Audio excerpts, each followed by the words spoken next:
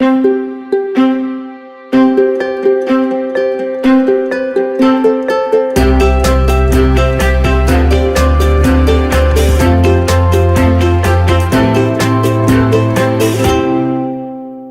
everybody, what's going on? I'm here with my friend Clay Morgan, author, blogger, professor. Yes? Yeah, well, I'm a college instructor, I guess. College instructor. What's the difference? I don't have a PhD. Oh, but do you get to go around telling people you're a professor? I can say whatever I want. Just some of my colleagues take that thing seriously. Yeah. Well, I've had the fortune of getting to know you this weekend. We got to meet a little bit online, which is great. Yeah. And started reading your book, Undead. Tell us a little bit about the new book that just came out, what it's about, and just talk about that for a minute. Yeah, Undead is about spiritual life and spiritual death. Mm-hmm. It's a short answer. Yeah. What that means is it answers the question, have you ever felt like something was missing? Mm-hmm. So everyone has been there. Something's not right, I'm not getting enough, my job, my relationship, my faith, it's not fulfilling it for me. Mm-hmm. So what is that emptiness? And this book uses some crazy stories, pretty crazy stories. Yes. It talks about miracles of God and His transforming power that's possible in our lives.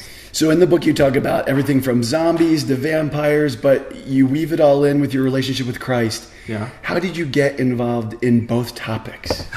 Well, I'm a pop culture guy. Yes. I love movies and books and all that stuff. And I'm a Christian, so I'm thinking about things in terms of faith. Mm-hmm. And one night I was actually, I was going to read a book called Pride and Prejudice and Zombies, and I had this Max Lucado book right next to it about Jesus. Mm-hmm. So I remember sitting there and I was thinking, zombies or Jesus?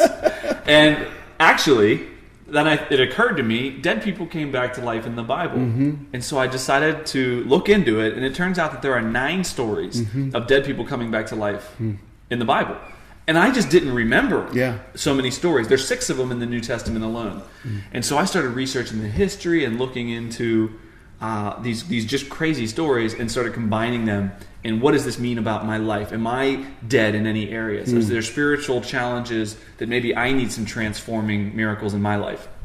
You talk about in the book the 3 times that Jesus brings back people from the dead. Mm-hmm. And did you see any common themes in those, or did God teach you anything personally in your research for this? It's amazing how they build. First of all, Jesus goes to a widow in the middle of a funeral, like she doesn't even know He exists maybe, and He just shows up.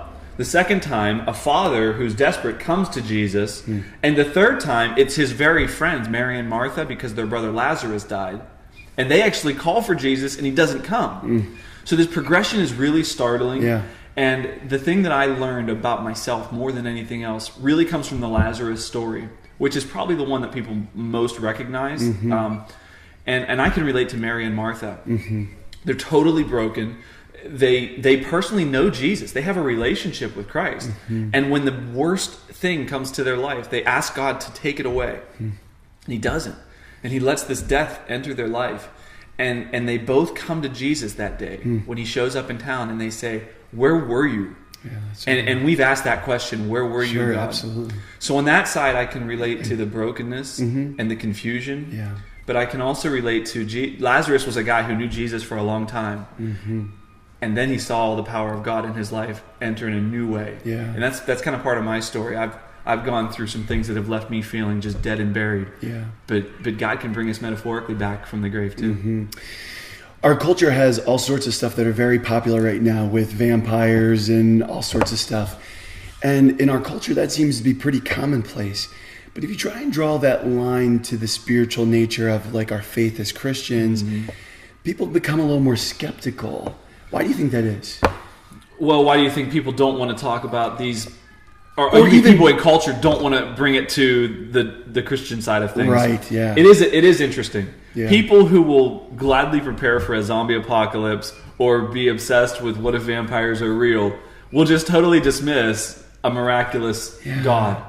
And it's mostly, to me, just logical inconsistency.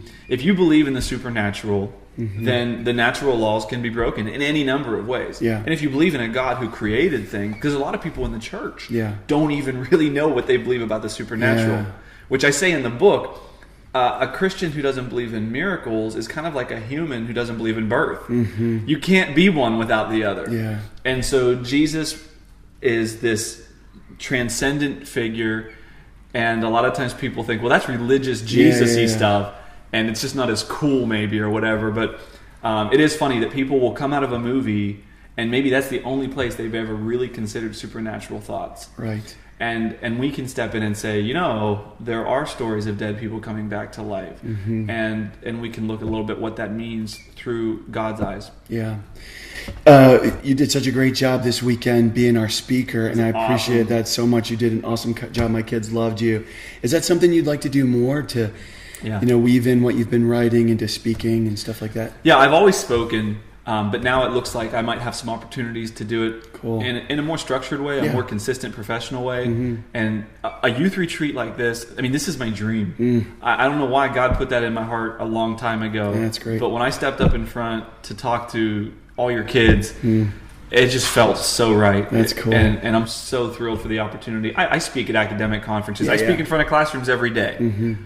But to talk to students about life and meaning, there's nothing better. Yeah, that's awesome. So one last takeaway from the book, if you had to boil the book down to just one big point to get people to kind of maybe pay attention to it, tell us what that would be and then where we could go. We'll have it in the post.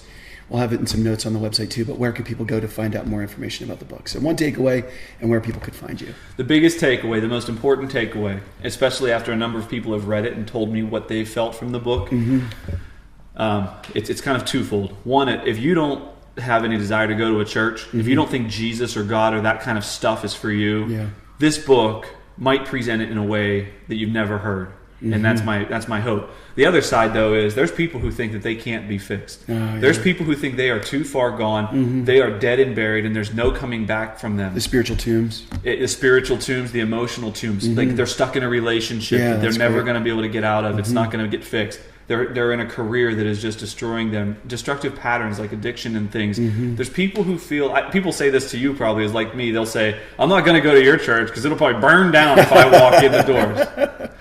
But the truth is that that's not the case. Right. God's transforming power is equally valid for everybody. Nobody is too far gone. And that's the ultimate take-home message, is that anybody can come back to life no matter how much death they feel. That's such a great message, man.